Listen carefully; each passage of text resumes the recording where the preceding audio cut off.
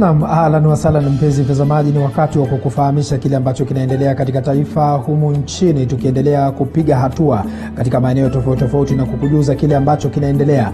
Mimi ni mtangazaji wako Paul Kirobi, karibu kwenye awamu ya kwanza ya kipindi cha Matukio, nizidi kukuarifu yanayojiri. Kwa sasa tunatupia jicho letu katika kaunti ya Trans Nzoia, ambapo madaktari katika kaunti ya Trans Nzoia wamesitisha huduma za matibabu na kuanza mgomo, huku wakishiriki maandamano kuishinikiza serikali ya kaunti hiyo kushughulikia matakwa yao. Mwanahabari wetu Boniface Baraza ana uketo wa taarifa hiyo kutoka kaunti ya Trans Nzoia. Ni makumi ya madaktari wanaohudumu katika hospitali ya rufaa ya Kitale wakiwa wamebeba mabango yenye jumbe tofauti, wakilalamikia kucheleweshwa kwa mishahara, kutopandishwa ngazi kazini na ukosefu wa bima ya afya. 99.9% ya madaktari hawajapandishwa daraja au hawajapandishwa vyeo. Kaunti zingine zimefanya haya mambo kwa muda wa siku 2, wengine kwa muda wa siku 1.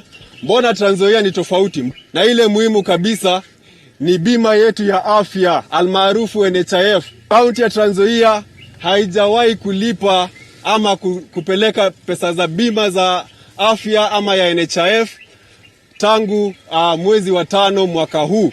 Kuna jambo la mishahara ama kaunti ya Trans Nzoia na uzoefu wa kuchelewesha mishahara ya madaktari. Madaktari hao wamekashifu serikali ya kaunti ya Trans Nzoia kwa kufumbia macho maslahi yao licha lalama za mara kwa mara. Kaunti zingine wanalipa mishahara kwa wakati ufaao, wanatoa bima ya kutosha kwa wafanyikazi wao, wanapandisha watu ngazi, lakini Trans Nzoia wanatupeleka hivi hivi tu kama sisi ni watoto wadogo. Je, madaktari nyinyi ni watoto wadogo? Hapana. Na tulikuwa na mkataba tukasema kwamba ikifika tarehe 5 ya kila mwezi kabla mishahara yetu haijalipwa, sisi hamtatuona huku tena. Hamtatuona tukitembea, tutakaa nyumbani, tutaenda wengine tutarudi reserve, tukae penye atulipi rent. Sisi pia we have bills to pay. Wengi wa wagonjwa katika hospitali 9 kwenye kaunti ya Trans Nzoia wamelazimika kurudi nyumbani. Hii ni baada ya madaktari kushikilia kuwa katu hawatarudi kazini iwapo matakwa yao hayatashughulikiwa. Hizi wagonjwa wameumia huko, inabidi tunaenda na wagonjwa tunawarudisha tuwapeleke private, wengine hatuna pesa kwa wakati huu wa corona.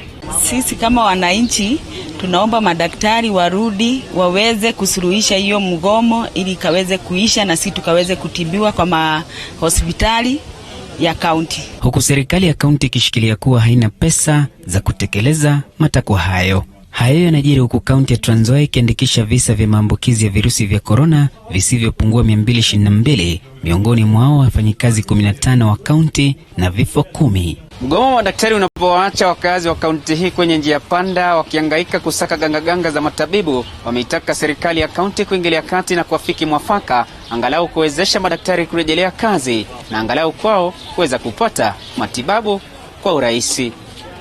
Boniface Baraza, TV47, kaunti ya Trans Nzoia.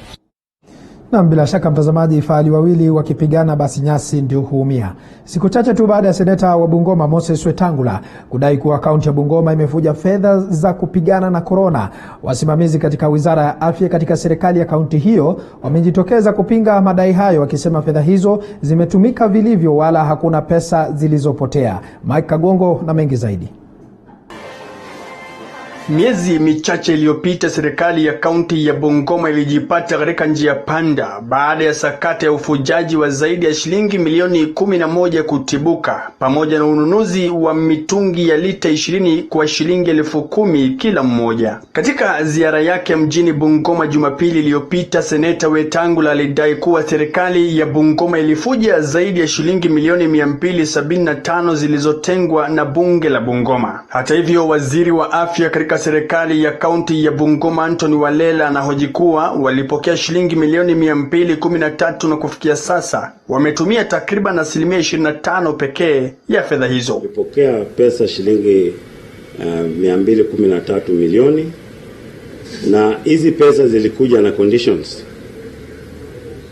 Zilikuja na conditions ya kuwa hizi pesa zinatumiwa kwa isolation na quarantine, ya kuwa zinatakana kutumiwa tu for establishment ya 300 beds isolation na quarantine ya wale wagonjwa ambao watakuwa na COVID-19. Sisi hatukai na waziri peke yetu tukiamua utumiaji wa hizi pesa. Tunakaa kama kamati mzima chaired by waziri. Kufikia sasa watu 67 pekee wamethibitishwa kuwa na virusi vya corona katika kaunti ya Bungoma, huku 52 wakiwa wametibiwa na kuruhusiwa kurejea nyumbani. Wa kwanza 7 walikuwa truck drivers. Alafu waliobaki wote 60 ni community circulation, yani ni wenyeji wa Bungoma. Kutoka kaunti ya Bungoma nikiarifia TV 47, mimi ni Mike Kagwango. Naam, asante sana mwanahabari wetu Mike Kagongo kutoka kaunti ya Bungoma. Tukitoka huko kwa sasa tunafululiza hadi katika kaunti ya Embu, ambapo baadhi ya wakulima wa majani chai katika kaunti ya Embu wamewakashifu magavana wakile wanataja kama kuigiza siasa katika mageuzi yanayopendekezwa katika sekta hiyo. Haya yanajiri huku baadhi ya wakulima wakigomea kuchuma majani chai, kama anavyotuarifu Mwege William kutoka Embu. Wakulima wa majani chai katika kaunti ya Embu wamewataka magavana kusita kuweka siasa katika ukulima wa majani chai na mageuzi yanayopendekezwa na Wizara ya Kilimo. Hii ni baada ya magavana kusema kwamba hawakuhusishwa katika mapendekezo hayo ambayo sasa yamezua utata. Mkulima amekuwa na tabu nyingi sana, na ni jambo la aibu kusikia kwamba magavana wanaenda kupingana ama kupinga yale mambo ambayo yanafanywa na Munya. Na tunajua hawa na Kiraito ndio wameenda kuwachukua wale magavana wengine waende kupinga yale maneno. Kiraito anaangalia siasa ya 2022 akiona kwamba Munya nyota yake inaendelea kumulika. Wakulima wametishia kuvamia ofisi za shirika la KTDA Nairobi ikiwa shirika hilo halitaondoa kesi iliyo mahakamani kupinga utekelezaji wa sheria hizo. Ikiwa KTDA watakuwa wameondoa yale makesi ambayo wameleta dhidi ya Munya, tutakuwa tunavamia ofisi zao Nairobi. Kwa upande wake, katibu mratibu wa kilimo Anyaga alisisitiza kuwa mageuzi hayo ni kwa faida ya mkulima wa majani chai, akisema kuwa inazingatia kumwezesha mkulima ambaye kwa muda mrefu amekuwa akipokea faida ndogo kutoka kwa zao hilo. We are doing it for the sake of the farmer. But even as we do it, we are saying let us call for calm, and even though we are differing, let us do it in a peaceful manner. Wakulima katika maeneo kadhaa wamegoma kuchuna majani chai kutokana na utata huo. Huku bei ya majani chai ikiwa ya chini kwa sasa, wakulima wa majani chai wamehimizwa kuwa na uvumilivu wakisubiri sheria mpya za majani chai kutekelezwa kikamilifu. Nikiripotia TV 47 kutoka kaunti ya Embu, naitwa Mwege William. Naam, asante sana mwanahabari wetu Mwege William kutoka kaunti ya Embu kwa taarifa hiyo. Mtazamaji, ni kuarifu kwamba 70% ya mapato ya taifa hutumika kukabili tatizo la utapia mlo miongoni mwa watoto nchini kila mwaka, huku kaunti ya Kakamega ikiandikisha 28.1 ya watoto wanaokabiliwa na tatizo hilo. Hata hivyo, Wizara ya Afya kwa ushirikiano na wafadhili kutoka mataifa ya ughaibuni umeanzisha kampeni ya kuwashawishi jamii kukumbatia kilimo cha vyakula vya kiasili kama njia moja ya kukabili changamoto hili. From Waneka Fund, and I'm so proud to be part of this. We have managed to work together in capacity building, baby friendly hospital initiative and the baby. The country, we're losing 373.9 billion every year as a result of hunger. So issues of malnutrition and undernutrition. And this as a country, even as you journalists, as we are here, it is alarming. It is something that is not supposed to be happening, because that's around close to 7% of our GDP is lost due to undernutrition. So it is very important for every county government to cascade from the national plan up to the county level to have a plan that helps to ensure that we achieve or rather we improve our nutrition status. We have identified this through testing. So the county levels are still above the national level, 28.1%, and which is really too high. So we have to bring that down significantly. It is distributed over various classified categories of malnutrition levels. Hiyo mtoto hali ya kuwa ufupi inamaanisha mtu amekosa chakula ya kutosha kwa muda mrefu. So hii mikakati tume launch leo itasaidia katika kueneza juhudi zetu ya kiafya, kushirikiana na mashirika yenye natusaidia na idara zingine za serikali ili kuhakikisha ya kwamba tunarudisha afya ya watoto ikuwe vile inatakikana vizuri. Naam, tukiangazia swala la masomo, mwenyekiti wa chama cha wazazi nchini Nicholas Maiyo anasema kuwa serikali ina jukumu la kuhakikishia wazazi usalama wa watoto wao, huku baadhi ya wanafunzi wakitarajiwa kufika shuleni kwa awamu ya kwanza wiki ijayo na kuanza masomo ya muhula wa pili. Hata hivyo, Maiyo anasema kuwa madai kutoka kwa baadhi ya wazazi kuwa hawako tayari kwa ufunguzi wa shule ni ya kupotosha, na hivyo kama chama wanaunga mkono serikali kwa uamuzi wa kuanza kufungua shule. This issue of parents saying we are not prepared actually is causing confusion, because what we are doing at home is exactly what we will do when our children go back to school. If your child goes to boarding school, it is your obligation as a parent to feed your child while in boarding school. What we needed as parents is a security of our safety of our children. That was first and foremost. And we said schools will not be reopened not unless the virus has flattened. Secondly, we said we will not allow schools to reopen unless we have enough preventive measures. We want to have sanitizers in school. We want to have running water in school. This challenge actually is space, because almost 20% to almost 30% of our schools have a population of over 1,000 students. And it's a challenge for us because we need to create space for them.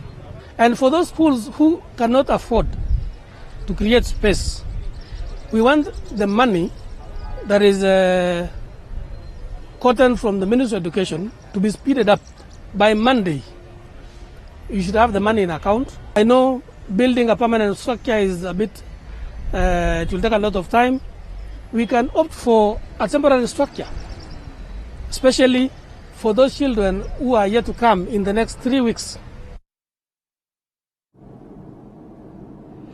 Naam, kutokana na mawimbi ya siasa ambayo inazidi kushuhudiwa humu nchini, mkuu wa utumishi wa umma Joseph Kinyua ametoa masharti itakayofuatwa na wanasiasa kuandaa mikutano ya kisiasa. Hata hivyo, hii inalenga kuzuia vurugu za kisiasa. Wanasiasa wanaopanga kuandaa mikutano ya kisiasa sasa watalazimika kupata ruhusa kutoka kwa mkuu wa kituo cha polisi OCS siku 3 kabla ya kuandaa mikutano hiyo. Aidha, atatakiwa kuwa katika mkutano huo hadi tamati, kufuata sheria na maagizo yaliyowekwa na mkuu wa kituo hicho, kuwa katika eneo walilopewa miongoni mwa maelezo mengine. Hata watumizi wa mitandao ya kijamii wameonywa. Being fully seized of the foregoing and conscious of the freedoms and liberties enshrined in our Constitution and other laws of the Republic of Kenya, now therefore NSAC at its sitting today resolved to remind Kenyans of the existing legal obligations and sanctions and issued the following directives. 1, that all public meetings and public proceedings shall be held in strict compliance with the Sections 5 of the Public Order Act, Cap 56, Laws of Kenya. The convener or any person intending to hold a public meeting or a public procession shall A, notify the officer commanding station OCS, that is of such intent at least 3 days, but not more than 14 days before the proposed date of public meeting or procession. B, be present throughout the meeting or procession and shall assist the police in the maintenance of peace and order at the meeting or procession. Obey all orders given to him or her by the OCS or any police officer of or above the rank of inspector. At all times, bind themselves to be peaceful and non-violent, and shall keep to the designated places of public meetings or public processions. 2, that any person who so elects to attend or participate in a public meeting or a procession shall, pursuant to the law and in particular Section 5 of the Public Order Act, A, exercise a high degree of civic duty and responsibility, and not to be in possession of any weapon.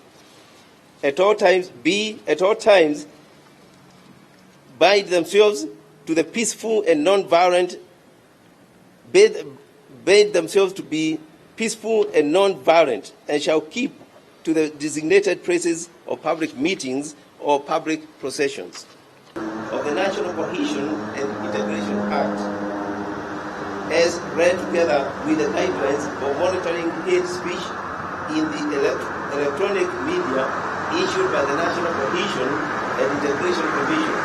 Accordingly, the media shall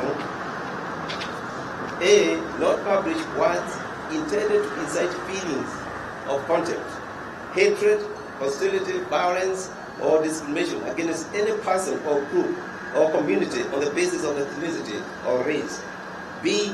Desist from providing platform to hate mongers, inciters, and tribalists. D. C. Practice responsible and conflict-sensitive reporting. Tukiachana na hayo, kwingineko ni kwamba Tume ya Maadili na Kupambana na Ufisadi EACC ilibidi kunoa makali yake baada ya visa vya ufisadi kuendelea kuongezeka humu nchini ili kuhakikisha Mkenya anapata huduma inavyostahili. EACC imezindua sera za kudhibiti ufisadi, anavyotuarifu Joashon Sare. Tume ya Maadili na Kukabiliana na Ufisadi EACC imezindua sera za kukabiliana na ufisadi. Tume hiyo ikisema itasambaratisha mitandao ya wafisadi na kuhakikisha Wakenya wanajumuishwa katika juhudi za kupambana na jinamizi hili. The overall objective of this policy is to reduce levels and prevalence of corruption and unethical practices in Kenya by providing a comprehensive, coordinated and integrated framework in the fight against corruption and promotion of ethics. Mwenyekiti wa tume ya EACC Eliud Wabukala amesema lengo la sera hizo ni kuweka utaratibu na mwongozo mwafaka wa kuhakikisha ufisadi umekabiliwa vilivyo. 1. High impact investigations focuses on cases of greater impact based on factors such as value involved, personalities involved, and public interest. The objective, as my colleagues have already mentioned, is to take away the benefit gained from corrupt conduct and deter such conduct in future. And third, corruption prevention.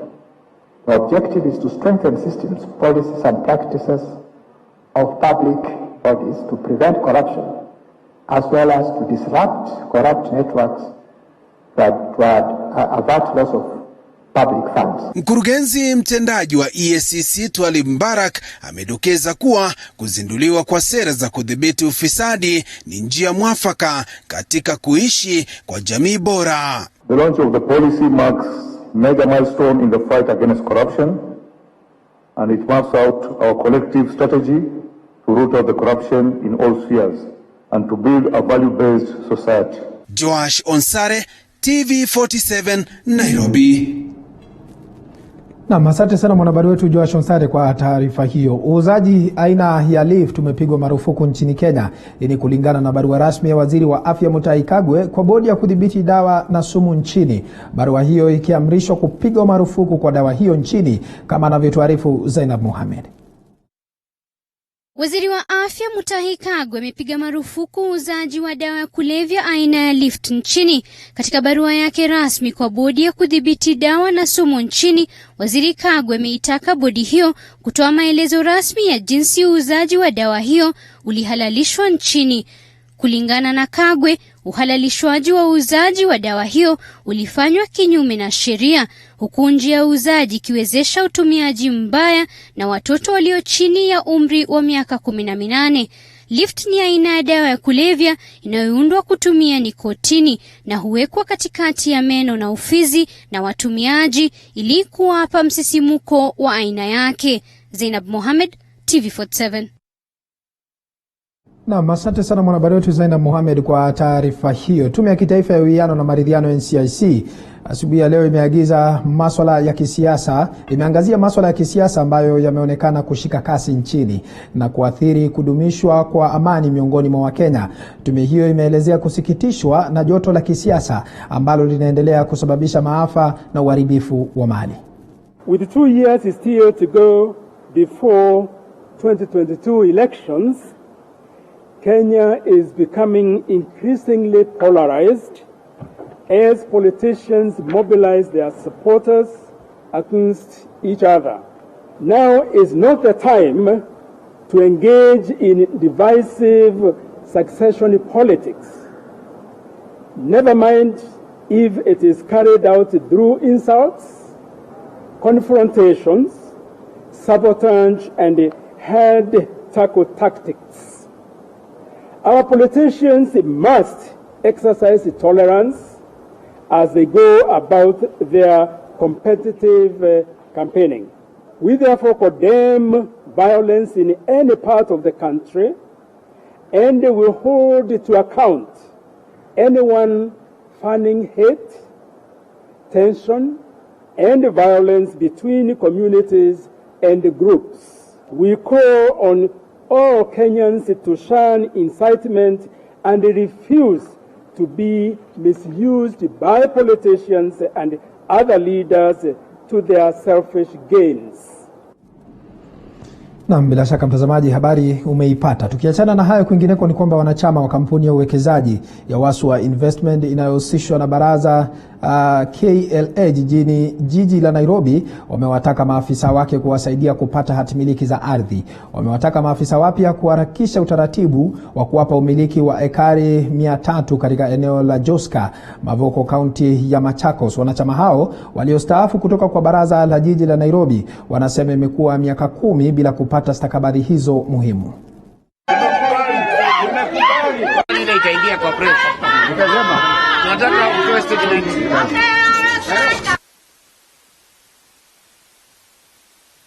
Mimi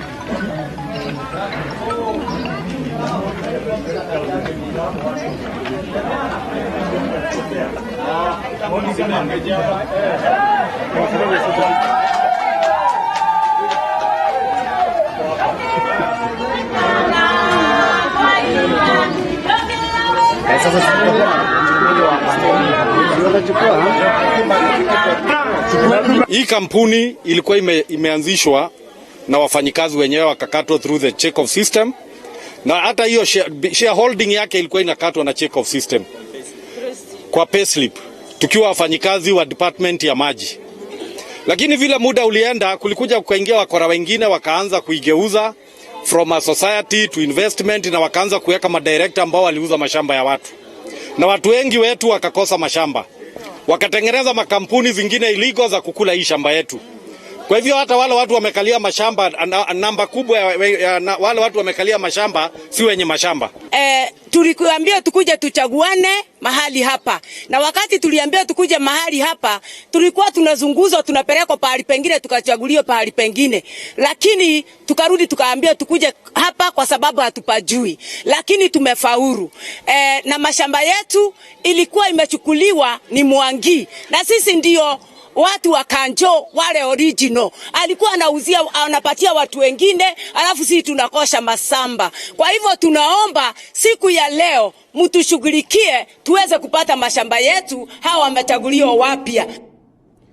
Naam, tukitoka katika kaunti ya Machakos kwa sasa tunafululiza hadi katika kaunti ya Nyeri, ambapo wakulima wa kahawa katika kaunti ya Nyeri wameungana kutafuta njia mbadala za kuuza zao lao ili kunufaika zaidi. Ili ni kufuatia mapato duni ya kahawa kwa siku za hivi majuzi. Aidha, wanapania kuanzisha kiwanda chao binafsi kitakachozalisha na kuuza kahawa yao.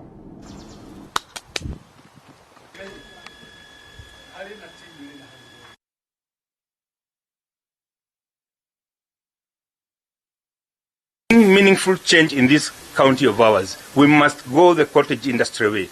We must make sure that all the produce from the farms are not taken to Nairobi to enrich the rich, but we must make sure that we start cottage industry so that all our produce will be sold as processed or semi-processed, so that we can increase the net income to the farmer.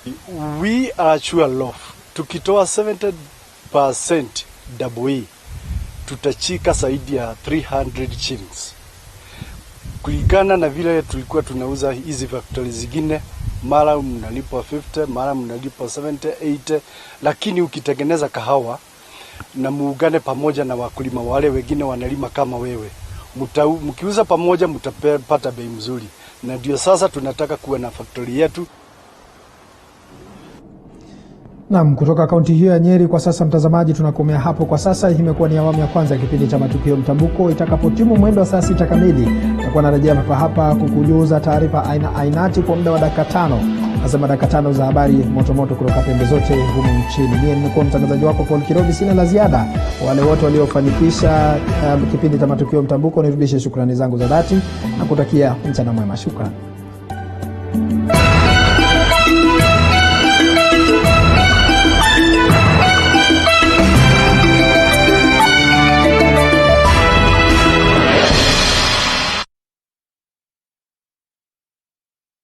Iwapo una maoni au